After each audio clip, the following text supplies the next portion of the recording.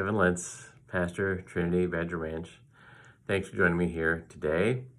We have been working through the Psalms for a few weeks now, and today we're going to get probably the best known one, a favorite of many. It's often read at funerals because it brings comfort, and that's Psalm 23. We'll look at it one verse at a time. So Psalm 23, verse 1. The Lord is my shepherd, I shall not want. Simple, straightforward verse. It's putting Christ as the one who is the overseer. I'm simply a sheep, and Christ, our good shepherd, has many sheep.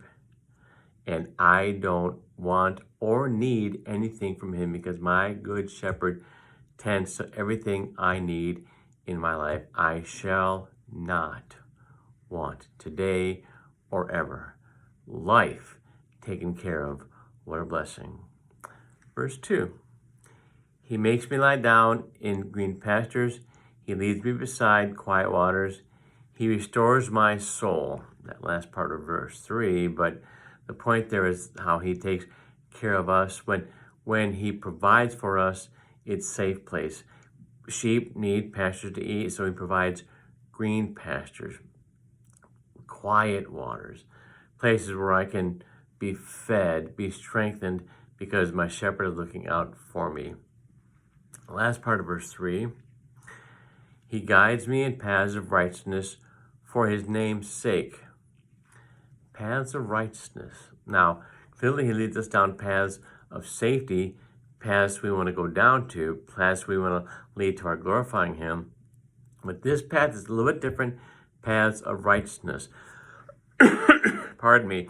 Which means that he leads us to places where we can be close with him, connect with him, know that our faith is safe in his hands because he's concerned about our righteousness. And by believing, simply by faith, we are declared righteous. Verse 4, even though I walk through the valley of the shadow of death, I will fear no evil, for you are with me. Your rod and your staff, they comfort me. Now, we don't look to go down places of evil, but it finds us because the world is fallen, the world is broken, the world is sinful. So when we find our place challenged or difficulties or maybe even unsafe places, God is with us. Christ is with us.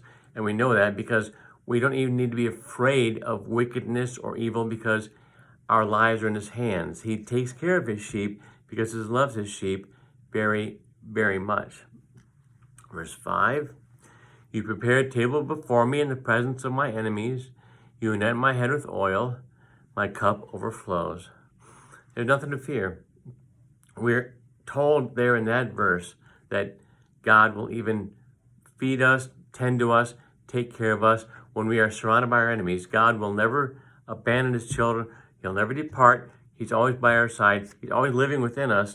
And we give thanks to God for this. So even when we are places where enemies are, or faith enemies are, or the great enemy, Satan, working at our downfall, Christ is greater. Our good shepherds are more powerful. And we give thanks to God for that.